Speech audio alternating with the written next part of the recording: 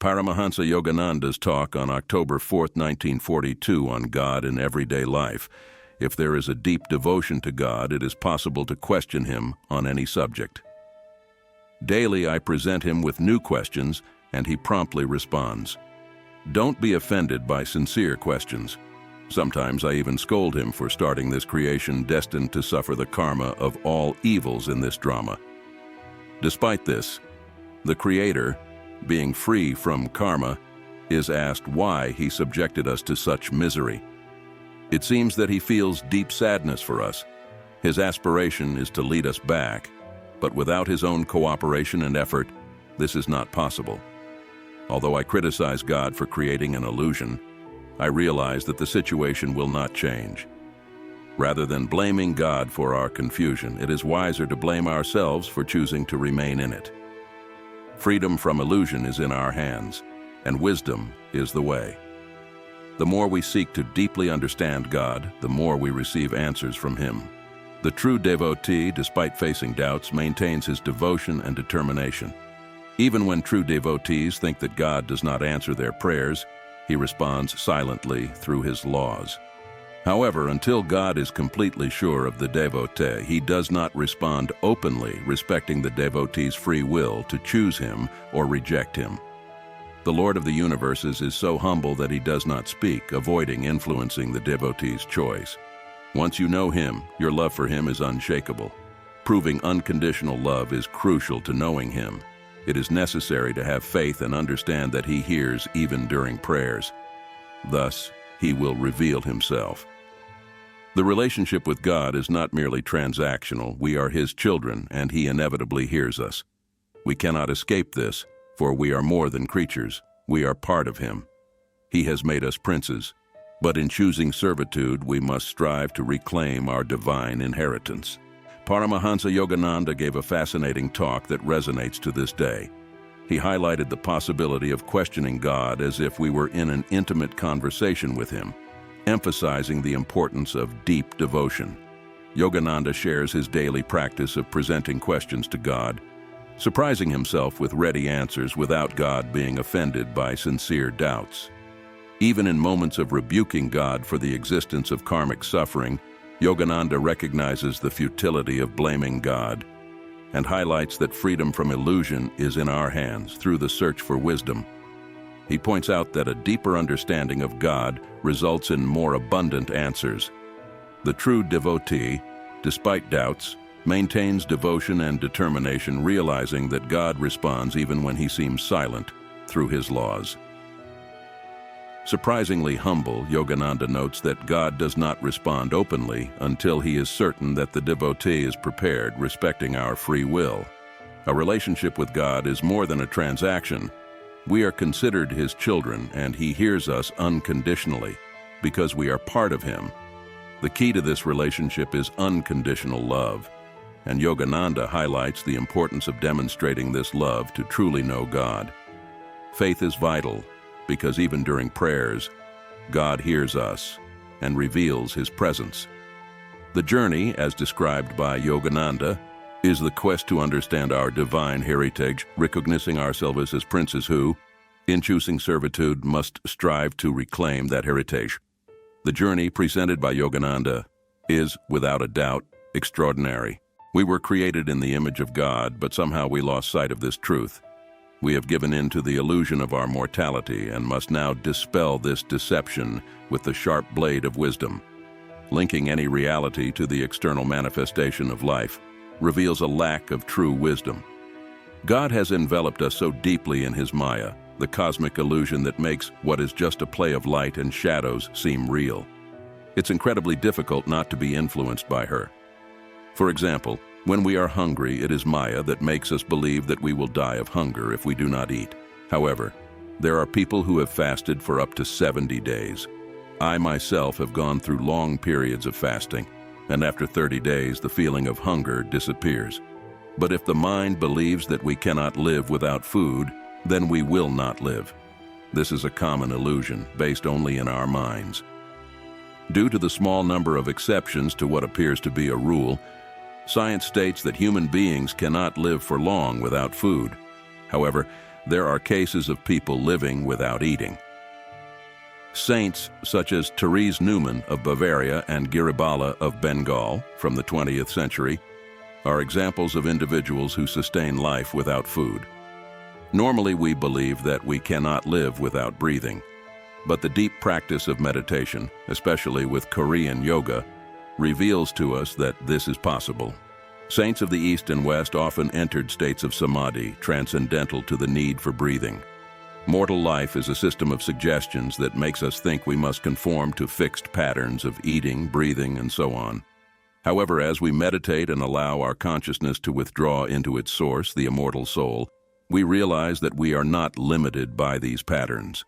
In this state, we understand that fire cannot burn us, water cannot drown us, and both health and illness are mere dreams in the intense heat of our desires and moods. In this profound discourse, the voice seems to echo the essence of the spiritual quest and the demystification of the illusion that obscures the truth. The speaker points to the perceived disconnect between humanity and the image of God in which we were created, highlighting that this truth is often lost amid the illusion of our mortality. The analogy is drawn with Maya, the cosmic illusion that weaves reality as a game of light and shadows. The assertion that real wisdom lies in the dissolution of this illusion through the sharp blade of wisdom suggests an internal and introspective journey to discover the underlying truth. The discourse addresses the influence of Maya on basic aspects of life, such as hunger and breathing. The mind is identified as the instrument through which illusion manifests itself, shaping our perception of reality. Examples of prolonged fasting and the ability to transcend the need for breathing are presented as evidence that perceived limitations are largely mental constructs. By mentioning cases of saints and practitioners who defy established norms, the speaker questions the supposed rules of mortal life. He highlights that the mind often leads us to believe in fixed eating and breathing patterns, but by diving into meditation and allowing consciousness to return to its source, the immortal soul, these limitations dissolve. Transcendence is presented as the key to realizing that we are beyond worldly standards. In deep states of meditation, the understanding that elements such as fire, water, health, and disease are illusory emerges. The central message is that by looking away from illusion and reconnecting with the true essence, the immortal soul, we can overcome self-imposed limitations and realize the illusory nature of the perceived restrictions of mortal life. We form a conception of the world that does not reflect the truth.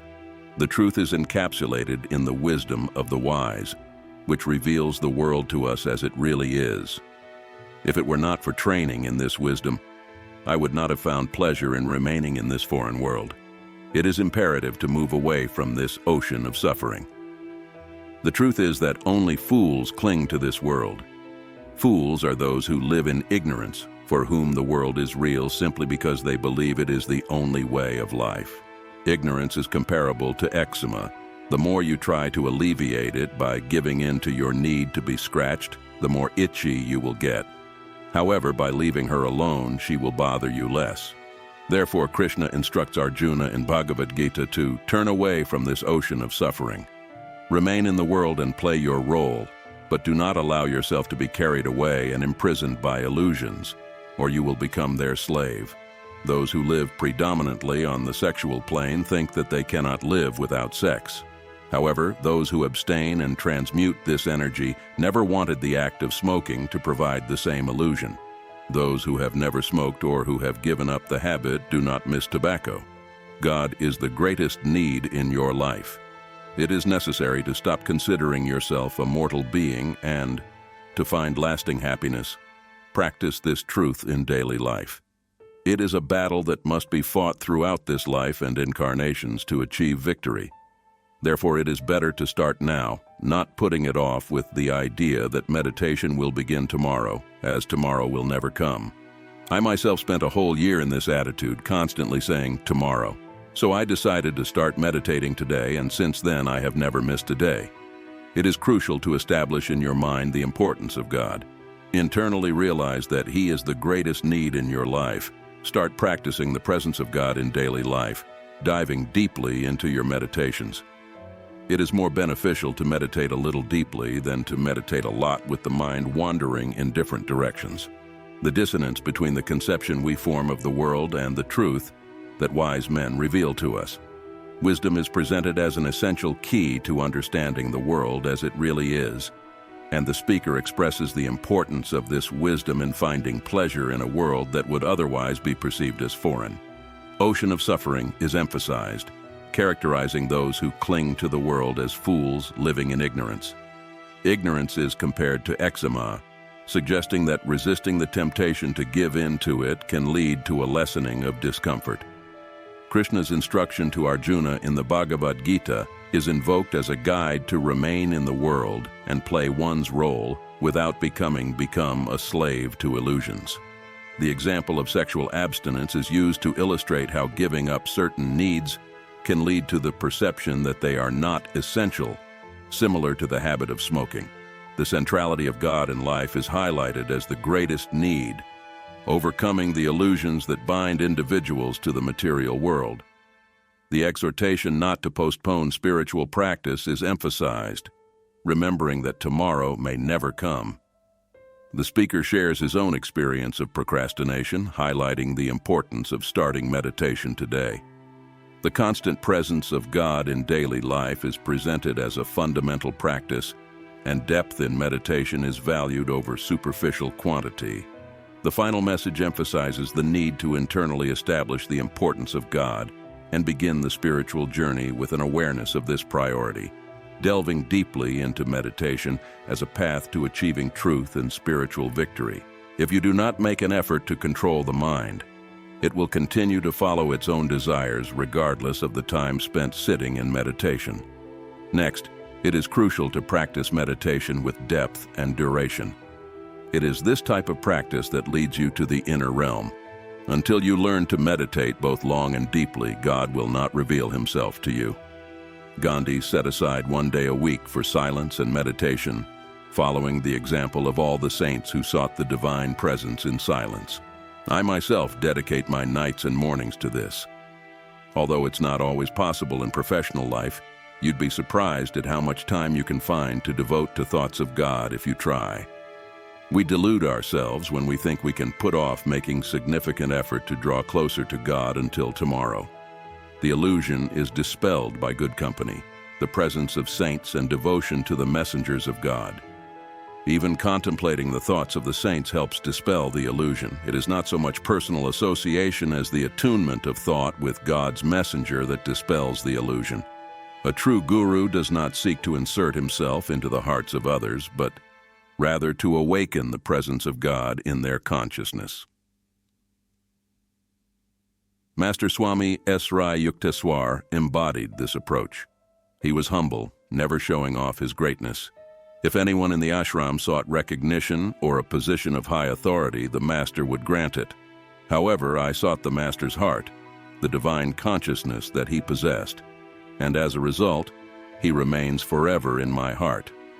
Perform your duties with the thought of God, interspersing them with periods of meditation. One must cultivate the thought of God day and night. The door of my heart is open. I keep it for you night and day. Night and day I search, night and day. We must raise our consciousness so that even the most mundane tasks are carried out with the thought of God. There are two types of duty: that which is performed to satisfy oneself, which keeps one imprisoned, and that which is performed for God. Duty performed as an offering to God is as spiritually beneficial as meditation. God appreciates devotion manifested both in actions and in silence and offering to Him. The practice of meditation is essential for controlling the mind and seeking a connection with the divine. By taking the time and effort to meditate deeply, we are guided to the inner realm where God's presence reveals itself. Inspired by figures like Gandhi, who set aside one day a week for silence and meditation, we understand the importance of integrating this practice into our everyday lives. Committing to dedicating nights and mornings to meditation, even amid the hustle and bustle of work life, reveals the surprising amount of time we can find for God's thoughts if we really try. The illusion that we can postpone spiritual effort until tomorrow is dispelled by the presence of saints and devotion to the messengers of God. Contemplating the thoughts of the saints, associating with the good company, and attuning one's thoughts to divine messengers are effective ways of dispelling this illusion. The humble approach of a true guru, as exemplified by Master Swami Sri Yukteswar, highlights the importance of awakening the presence of God in consciousness rather than seeking personal recognition. The practice of performing daily duties with the thought of God, interspersed with periods of meditation, elevates consciousness so that even the most mundane tasks are performed as spiritual offerings. Recognize that there are two types of duty: that which is performed to satisfy the self, and what is accomplished for God. Leads us to choose the spiritually beneficial path. Fulfilling one's duties as an offering to God is equated to the practice of meditation, both expressions of devotion being appreciated by the divine.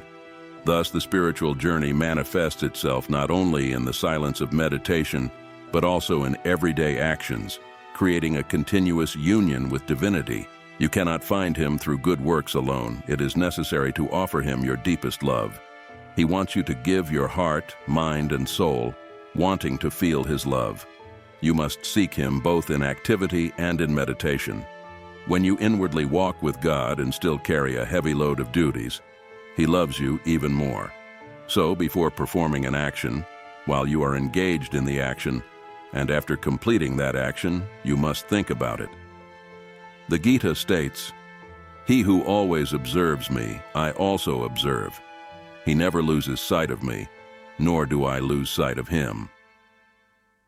Meditation should be practiced daily. Start now, don't look to the future. Start right now thinking about God. In this thought, you are a king. Why become a prisoner of deadly moods and habits? Certainly, when you introspect, you will realize that you took actions you didn't want to. Keeping your resolutions is a constant battle. It's good to decide to do something and then follow through. Develop a strong, silent will. Never give up on your good resolutions. Cultivate the willingness to think about God during the activity, as it is extremely important to make this part of your daily life. Do not follow this course for just a few days and then forget about it. Do the best you can every day, even if you go back to your old habits. Keep trying, as over time you will become spiritually strong and healthy. God responds when we make effort. Know that he will no longer be a myth. He will invisibly respond to your desires, playing hide and seek, and after that, he will openly reveal himself to you. Past mistakes don't matter, but persisting in them is the greatest sin against yourself. Because when you do something wrong, you deprive yourself of true happiness. You have the power to harm or benefit yourself. It is up to you to ward off the ants of ignorance that bite your flesh. Finding God goes beyond good works. It is a deep surrender of your love, heart, mind, and soul. He longs to feel his love, and this quest must transcend both activity and meditation. By walking inwardly with God, even under the weight of arduous duties, the intensity of divine love grows even more. Before, during, and after every action, it is crucial to direct your thoughts towards him, as stated in the Gita. He who always observes me, I also observe. He never loses sight of me, nor do I lose sight of him. The daily practice of meditation is essential. The time to begin is not in the future, but in this very moment. By focusing your thoughts on God, you become a king in this inner kingdom. Giving up on mortal moods and unnecessary habits is a choice that opposes spiritual quest. Introspection can reveal actions performed inadvertently, but keeping resolutions requires a constant battle. Cultivating a strong, silent will is essential, never giving up on good resolutions. Thinking about God during daily activity is crucial.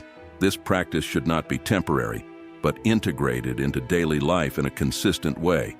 Even if there are regressions to old habits, persisting and continuing to try is essential. Over time, this practice becomes a source of strength and spiritual health. God responds to sincere efforts, ceasing to be a myth and manifesting himself in subtle and eventually overt ways.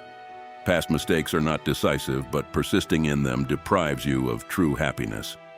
Recognizing the power to harm or benefit yourself is a reminder of personal responsibility.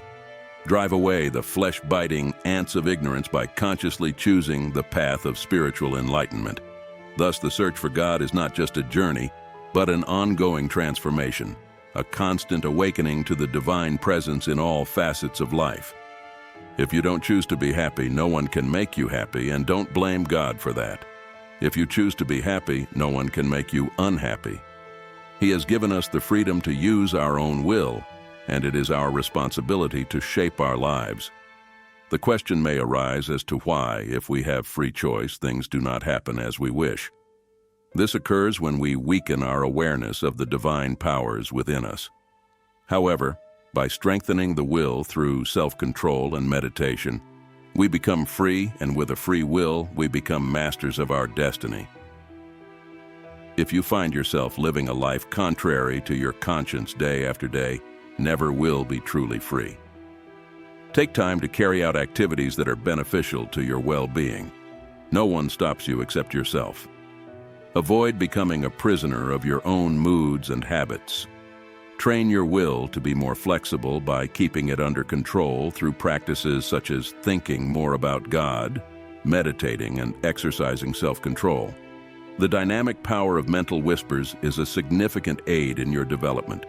Cultivating the habit of mentally whispering to God will bring about a positive change in yourself. Just as your mind devotes itself to fulfilling specific material desires, your constant attention to God, both day and night, will transform your petty desires into a great longing for Him.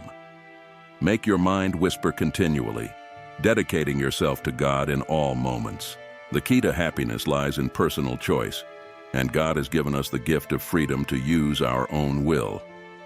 Blaming God for our unhappiness is not fair, as it is our responsibility to shape our own lives. The perception that things do not happen as we wish is often linked to the fragility of our consciousness in relation to the divine powers within us. Strengthening the will through self-control and meditation is the path to true freedom. We become masters of our destiny when we exercise a free and conscious will. If we notice that our life goes against our conscience on a daily basis, we are not truly free. It is crucial to make time for activities that are beneficial to our well-being, and the only barrier to this is ourselves.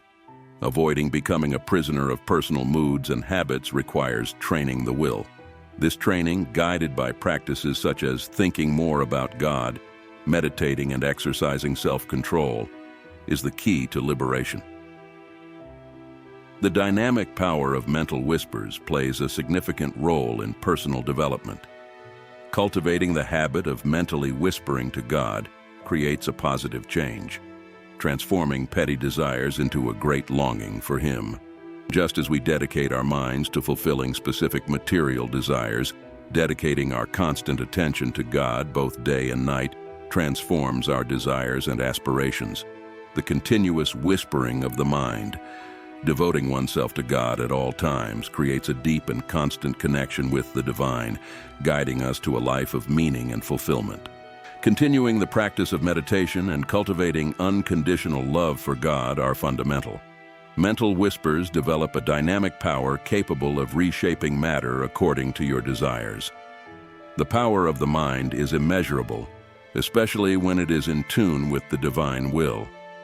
When your mind and will are aligned with God's will, you don't need to lift a finger to create change on earth. The divine law will work in your favor. Many notable achievements in my life have been achieved through this power of mind aligned with divine will. When the divine dynamo is turned on, any intense desire you have becomes an inevitable reality. This was evident when I conceived the idea of building our new temple. There was a force behind it that I knew couldn't be stopped. I have witnessed the great will of God accomplishing things that mortal minds could not predict. Whatever you believe intensely in your mind will manifest. As Jesus said, "Whoever says to this mountain, 'Be removed and thrown into the sea,' and does not doubt in his heart, but believes that the things he says will come to pass, will have everything he says." Do not allow thoughts that you are a sinner or that God will never come to you discourage you. These ideas paralyze your will. Sin is a temporary illusion. and what is done is finished. Even though it no longer belongs to you, it's crucial not to make the same mistake again. Do not passively accept karma. Some people misinterpret the meaning of karma, adopting a fatalistic attitude. You are not obliged to passively accept karma.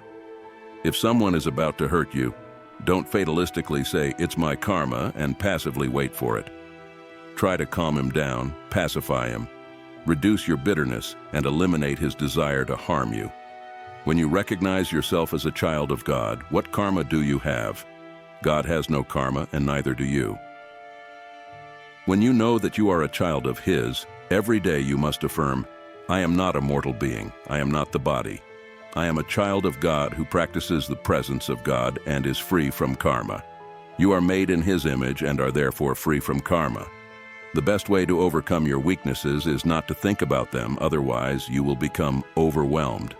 Bring the light, and you will feel that darkness never existed. In this thought lies one of the greatest inspirations of my life. If light is introduced into a cave where darkness has existed for thousands of years, the darkness will disappear instantly. Likewise, our faults and weaknesses will disappear when we bring God's light. The darkness of ignorance will no longer have entry. This is the philosophy of life we must live by, not tomorrow, but today, this minute. There is no excuse for not thinking about God day and night, rolling around in the back of your mind.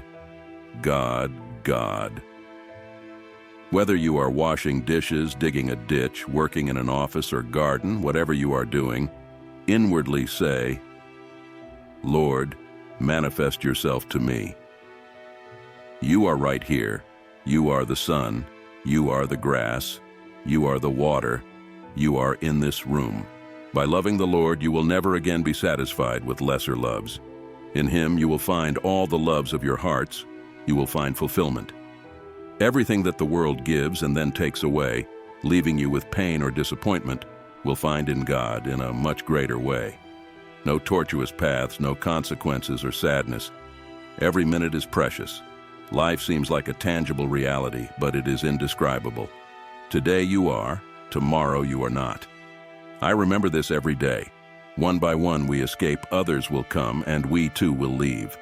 The body is just a garment. How many times have you changed your clothes in this life? Because of that, you wouldn't say it changed. Likewise, when you leave this bodily garment at death, you do not change. You are exactly the same in a mortal soul, a child of God. Reincarnation only means a change of mortal attire, but your true self will never change. One should focus on his true self, not on his body, which is nothing more than a garment. Sometimes I think that sensory perceptions are man's worst enemies because they make us believe we are something we are not. Feeling cold makes us think we are cold, and feeling hot makes us think we are hot. If we denied these sensations in our minds, we would feel neither cold nor hot. One night long ago in Duxbury, Massachusetts, I went to bathe in the ocean under moonlight. Dr. M.W. Lewis and his son Bradford accompanied me. The water was very cold, but I remembered that everything is made of electricity, that the same electricity that produces colds also produces heat, and the water itself is nothing more than a manifestation of electrical energy. As I thought these thoughts, Bradford looked at me strangely, then turned to his father and exclaimed, "Swami has a light around his body." The light of God came upon me when I refused to accept the cold feeling, and instead reaffirmed the truth that everything is made of divine electricity. Catch God in the net of unconditional love, but if you talk about these things too much, they will be taken away from you. God is like a child. He knows no guilt, but if you play the slightest deception or trick on him, he is gone. That's why it's so hard to hold on to it. You have to catch it in the net of your unconditional love, which means longing for God, appreciates love more than devotion. In devotion, there is a distance and perhaps fear. In love, there is unity. In a minute, don't despair if you still don't feel unconditional love for God. Salvation is for everyone. If you decide to delay on this path of evolution, it is your loss. You can't stand still. You have to go forward or backward, but you must be redeemed someday. To be redeemed and Abandon the ignorance that covers the soul. You cannot see a nugget of gold if you are covered in mud. And so, while the mud of ignorance enchants the golden soul, you cannot see it. You are unable to think of yourself as a soul because you only know the body. The human form is the mud that you have placed over your soul, and that is why you do not know what you are. Wash away the mud, forget the body through meditation, and you will know what you are. How can you be anything but perfect since you are a child of God? But you have to realize your inherent divinity by continuing the practice of meditation and unconditional love for God. You must keep very secret about your love for God, and you have to be very silent about your love. You must not talk about it being with you. Be like the great ones who inwardly constantly think of the beauty behind the flowers, the light behind the sun, the life that shines in every eye, that beats in every heart, the movement that walks in every foot, that works in every hand, the mind that is working through every brain, the love that is behind all loves. God is so great, so wonderful. To live in the realm of divine consciousness is to see this mundane world ignorant. God as a nightmare, and to have eternal freedom from its terrors. You waste precious time every day. Every little moment you spend with God will be spent in the best way possible, and whatever you achieve with the desire to please God in your heart will remain until eternity. God is freedom from all misery. God is wealth and health you seek. God is the love you seek. The soul's desire for God is behind all other desires. Worldly desires camouflage the soul's longing to reunite with God. Bliss only God can fulfill all desires in this life and in past incarnations. I found it so. Nothing can compare to the experience of God.